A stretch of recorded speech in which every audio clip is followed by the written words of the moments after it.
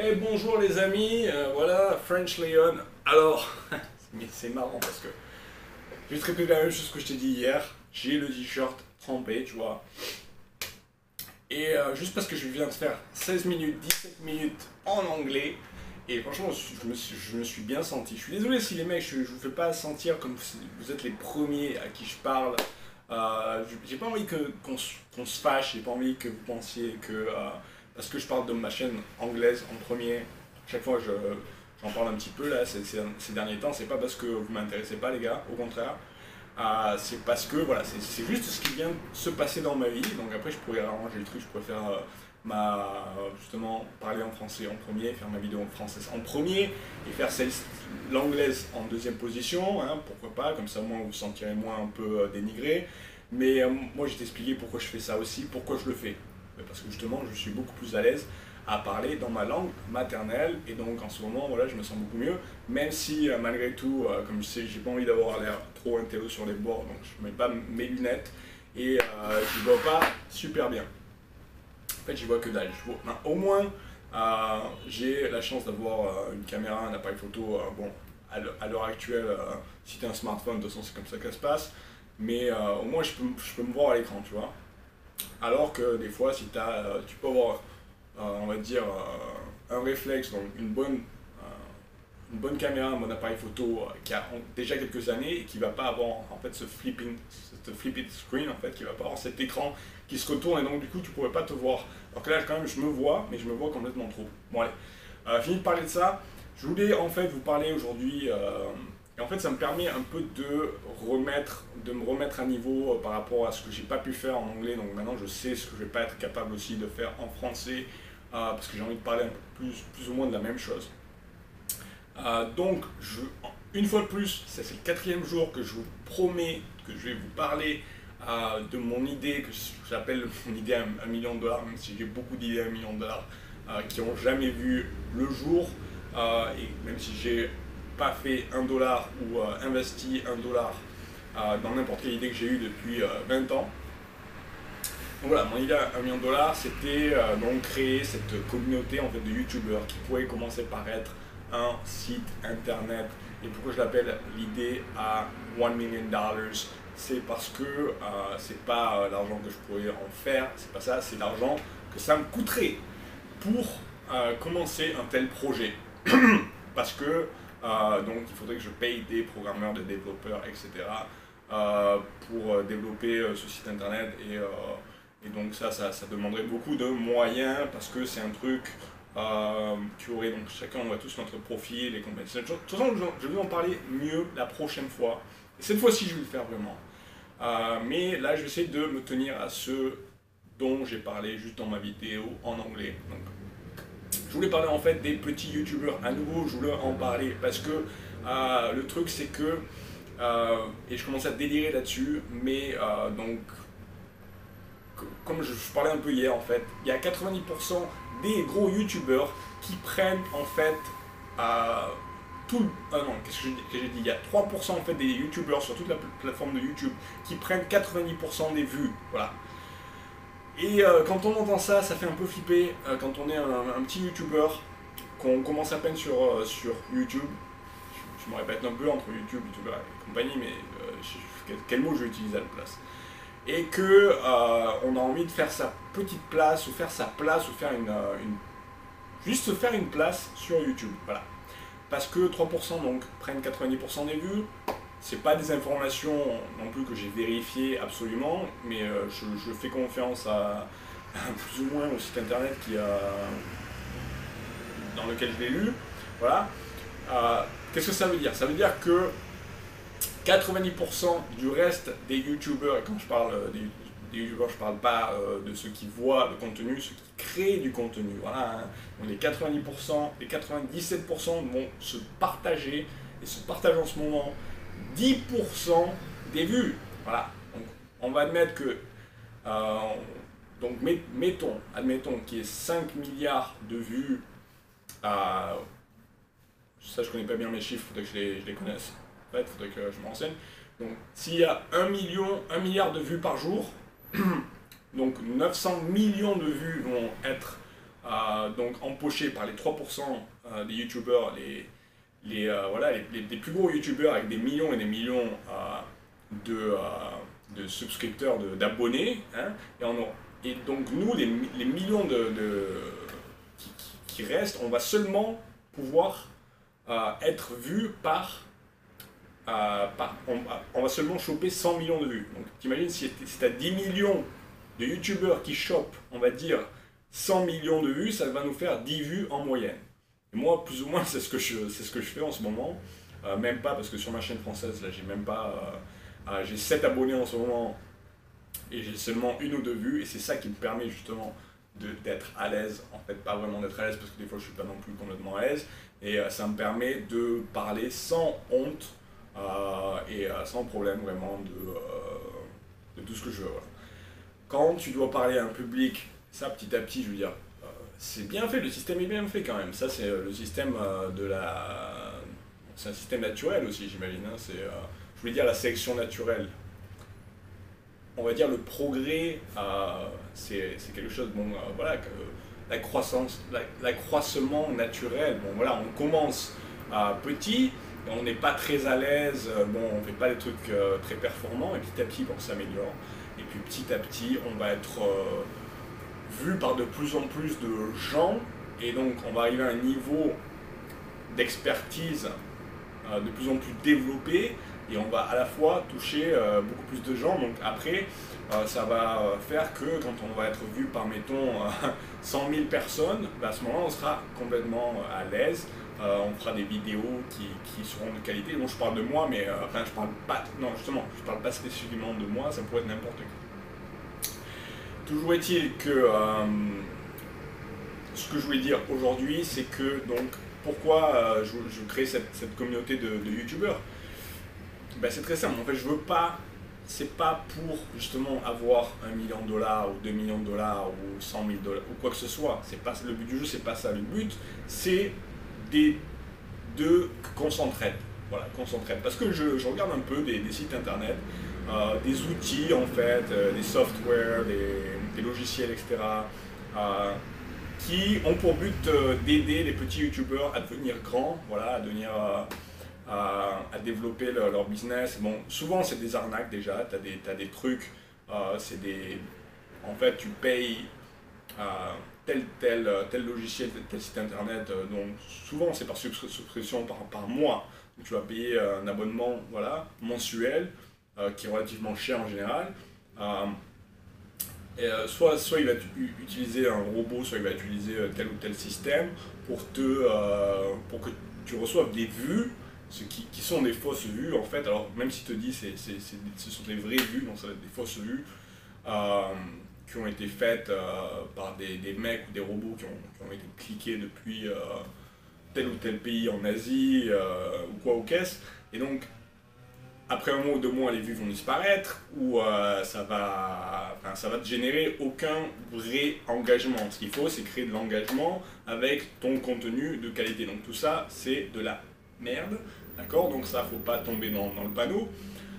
Ce qu'il faut, c'est utiliser des outils vraiment qui fonctionnent, des outils qui vont juste en fait te permettre... Enfin, quand je parle d'outils, ouais, à la fois c'est pas vraiment un sujet avec lequel j'ai suffisamment de connaissances. On va plutôt dire, donc justement, pour moi c'est ça. J'ai souvent vu des sites internet comme ça qui proposent des outils ou alors des outils d'analyse. Donc je vais pouvoir voir, donc analyser les autres chaînes et compagnie. Il y en a un qui s'appelle par exemple Social Blade, qui est très connu, donc qui va te permettre de savoir plus ou moins quel youtubeur, combien de ce youtubeur a gagné en nombre d'abonnés, une estimation de combien il gagne par mois, etc. Pour que tu puisses prendre notification de ce qu'il gagne lui ou elle, et donc t'inspirer de cette personne, donc pouvoir créer ta propre chaîne, donc choisir une niche appropriée.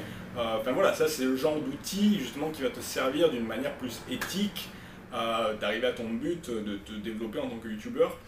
Moi, ce que je veux faire, c'est une communauté. Donc voilà, c'est une communauté. Donc ce serait nous entraider, nous, parce que justement, je disais dans ma chaîne en anglais que on est des êtres humains, on est une espèce sociable, et donc, ben, c'est ça qui nous permet de non seulement survivre, mais aussi ben, d'être enrichi psychologiquement et d'être heureux. Donc c'est aussi valable sur la plateforme de YouTube. Plus on va interagir avec, on va dire, par exemple, si on a un YouTuber avec nos fans ou les gens, enfin, nos abonnés, etc., ceux qui vont nous traiter bon, d'une manière positive, parce que si on parle de tout le fonctionnement qui va faire que tu vas aussi recevoir beaucoup de backlash, il y a beaucoup de gens qui vont t'en donner plein la gueule aussi. Bon, si on ne parle pas vraiment d'eux, on parle seulement du positif, donc on a besoin de ça aussi. Après, c'est très dangereux aussi parce que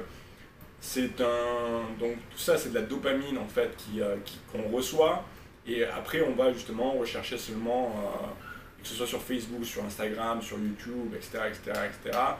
C'est dangereux quand on va créer du contenu parce qu'on va attendre ces commentaires positifs, on va attendre des likes, on va attendre des vues, et donc ça c'est pour ça qu'à long terme, moi je conseille, même si j'en suis pas à ce niveau-là, mais je conseille aux gens d'employer quelqu'un, par exemple, qui est dans un autre pays, donc qui va gérer en fait, si on fait une chaîne relativement importante avec plusieurs centaines de milliers, des dizaines de milliers, voire des centaines de milliers de vues, d'abonnés, d'employer quelqu'un qui va gérer en fait notre compte YouTube, ou quelqu'un, ou je veux dire un multi-channel, je ne sais plus comment on appelle ça, mais network. Donc voilà, même si c'est bien d'avoir notre propre contrôle de notre YouTube, mais bon, pour garder notre propre contrôle, donc on va utiliser peut-être un assistant, voilà, virtual assistant, donc un assistant virtuel, pour pas qu'on soit constamment, donc qu'on n'ait pas à lire constamment les commentaires, mais que surtout si la chaîne n'est pas à notre nom. Donc moi par exemple, j'ai pas envie d'utiliser mon nom, parce que je sais que d'ici 1 an, 2 ans, 3 ans, quand YouTube ça va commencer à être un petit peu trop pour moi, mais je vais avoir besoin, je pense, qu'une autre personne donc commence à faire des vidéos. Donc restez quand même ici, je vais quand même être fidèle à vous pendant un moment encore.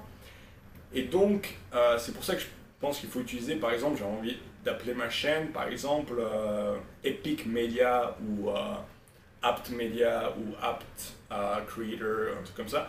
Donc ça n'aura pas mon nom, comme ça, après ça pourra se transformer en quelque chose que je ne vais pas présenter moi, que d'autres personnes vont présenter. Et donc les gens vont continuer, donc ce ne sera pas en fait ma propre marque, ma propre brand, en fait ce sera d'autres personnes qui vont le faire à ma place petit à petit. Et donc c'est pour ça aussi que je peux, dans mon cas, si c'est une agence en fait, si c'est toute une équipe qui fait ça, je peux me permettre aussi de faire que d'autres personnes en fait répondent aux commentaires. Voilà, donc répondre. Parce que sinon, si on commence à répondre à ses propres commentaires, ben déjà on y passe la journée, ensuite c'est assez... ça pèse un peu sur notre mental, tout ça. Déjà on peut voir que même sans faire de business, même sans faire ça d'une manière professionnelle, juste ludique, etc., sur Facebook, c'est quand même complètement de la folie, à quel point des fois on peut être dépendant des likes, donc voilà, des gens qui visionnent notre contenu et compagnie. Voilà. Donc faut pas en arriver là. Bon là après je me suis un peu égaré, on va dire, mais pour retourner à nos moutons, donc il faut garder les pieds sur terre. Et là d'ailleurs c'est pour ça que je suis complètement perdu, je sais plus ce que je voulais dire. Ça fait déjà 14 minutes. Voilà. Ben, ça va être tout pour aujourd'hui les enfants. On se retrouve demain. Et je vous en dirai un peu plus sur sur vraiment ce site internet que je vais commencer, peut-être dans une réalité parallèle ou dans cette réalité-là, parce que je suis vraiment pas sûr que c'est juste une idée que j'ai, pour aider les petites chaînes en fait, créer cette communauté. pour qu'on puisse s'entraider, grandir ensemble, et que même quand je serai grand, si je le deviens, et je pense que c'est juste une question d'obstination. Je sais que je parle de tel truc ou tel truc, je bondis d'un sujet à l'autre, mais c'est simplement une question d'obstination, c'est pas forcément une question de talent, même si je pense que c'est pas. T'as pas besoin, j'ai vu des tas de mecs sur Facebook, sur YouTube, des mecs qui ont des centaines de milliers d'abonnés et apparemment ils n'ont pas forcément de talent. Après tu vois des gens qui ont vraiment du talent, qui semblent avoir du talent et qui n'ont pas encore beaucoup d'abonnés, qui ont très peu de vues sur leurs vidéos alors que leur vidéo est de très bonne qualité ou des vidéos de qualité assez pauvre qui ont beaucoup de vues et voilà, et tu te demandes mais c'est pas normal tout ça. Voilà. Après ça peut être aussi la chance qui a fait que telle vidéo a été suggérée ou pas sur YouTube, je sais pas. Voilà, je me suis encore perdu. Bon, pour revenir à nos moutons, donc on va se retrouver demain, et demain on va parler encore, et finalement je vais vous en dire plus, je vais vous lire la liste en fait de comment je vais vraiment commencer ce site internet qui pourra devenir une application pour votre smartphone, pour que si vous êtes un YouTuber, vous pourriez devenir donc justement avoir l'appui de toute une communauté on va s'entraider, qui vont vous entraider, qui vont vous aider pour pouvoir grandir ensemble. Et ça, c'est assez sympa. Et collaborer aussi vraiment d'une manière physique, même, ou alors virtuelle, mais pas juste sur un site internet ou sur une application, mais aussi, donc tu vas pouvoir rencontrer des gens que tu vas inviter sur ton show, sur ta chaîne YouTube, et tu vas discuter avec eux. Tu vas peut-être donc tu vas faire une partie un peu podcast, une partie interview, etc. Donc moi c'est vraiment ce que j'ai envie de faire dans le futur. Forcément c'est dans le futur parce que ce qui s'est passé c'est déjà passé. Sur ce, je vous remercie, on se retrouve demain les enfants, et n'oubliez pas de vous abonner si vous ne l'avez pas encore fait. Si on se retrouve, si vous voyez en fait, parce qu'en ce moment il n'y a pas beaucoup de gens qui vont voir cette vidéo, mais si vous me voyez en 2021, 2022, etc., là on est en 2020, je commence sur YouTube. Ça c'est juste ma partie entraînement en fait, là je suis juste en train de pratiquer. Je suis à Singapour, c'est le corona en ce moment, je ne peux pas voyager encore, je suis resté ici, ça ne me dérange pas trop parce qu'en général je reste à la maison et j'essaie de développer mes idées et de bosser sur mes vidéos, donc pour l'instant c'est pas trop dérangeant que je puisse pas vraiment, je peux quand même sortir dans la rue mais que je puisse pas sortir, quitter le pays. Parce que ce processus d'apprentissage, ça va prendre au moins en fait toute la vie parce qu'il faut continuer, mais après je commencerai peut-être à profiter un peu plus. En tout cas, ce que je souhaite, c'est pouvoir voyager vraiment dans d'autres pays relativement tôt, et ça, on est tous dans le même panier. Je veux dire, le monde entier ne peut pas voyager, donc on est presque 8 milliards d'individus sur Terre. En général, la plupart de ces individus-là ne voyagent pas de toute façon, parce qu'ils n'ont pas les moyens de voyager, parce que il n'y a pas tellement en fait de passeports qui te permettent, comme notre passeport français, qui nous permet de voyager dans pratiquement tous les pays du monde très facilement sans visa. La plupart du monde n'est pas dans cette situation, et puis ils n'ont pas les moyens financiers aussi de voyager. En temps normal, la plupart du monde ne voyage pas, mais il y a quand même plusieurs milliards de personnes qui pourraient voyager. Il y a des centaines de millions de personnes qui, d'une manière générale, voyagent tous les quelques mois ou tous les ans, qui ne le font pas, ils sont bloqués, donc je ne suis pas le seul dans le cas. Voilà, c'est clair. Mais ça c'est le truc que j'aimerais bien changer, que je puisse aller, mettons, si je commençais à vraiment gagner un petit peu d'argent sur internet, sur YouTube, etc., retourner en Amérique latine, ce serait quelque chose qui me plairait, par exemple. Mais voilà, c'est tout. Donc ça c'est l'un de mes c'est l'une des choses que j'aimerais vraiment qui se produisent relativement tôt, ce serait recommencer à voyager. Voilà. Donc je vous remercie d'avoir regardé et puis en fait quand tu continues une vidéo, vraiment que tu continues, alors que tu sais plus vraiment que tu te sentais partir en fait, tu te mélanges les pinceaux et puis ça devient un petit peu tu vas de balbutiement à balbutiement et ça se complique. Donc comme je vais pas éditer cette vidéo, je vais pas monter cette vidéo, ben voilà, c'est comme ça. On va pas changer, quoi que ce soit. Tout ce qui se passe, ça se passe. Euh, Ce que je pourrais faire dans le futur, par contre, je n'avais pas pensé à ça, c'est dire au revoir. Voilà, dire au revoir une première fois et me dire voilà. Maintenant, si je veux quand même couper la vidéo, parce que mon téléphone peut quand même faire ça, juste couper. J'aime pas éditer une vidéo sur mon téléphone, c'est vraiment pas pratique, je préfère le faire avec l'ordinateur. Mais au moins juste en fait, le logiciel d'édition, de montage du téléphone, justement qui est inclus, avec n'importe quelle vidéo sur Android ou je sais pas si c'est sur mon téléphone OnePlus, c'est juste recouper une vidéo, hein, le début ou la fin, ou même tu peux aussi faire ça sur YouTube. Donc ce serait au moins voilà, que je puisse enlever la fin.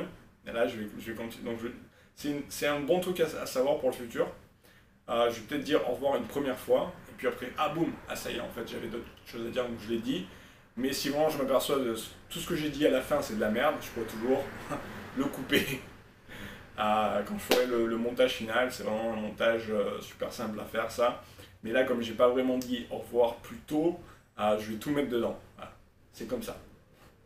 Voilà, donc abonnez-vous, likez, et on se voit demain. Ciao les enfants.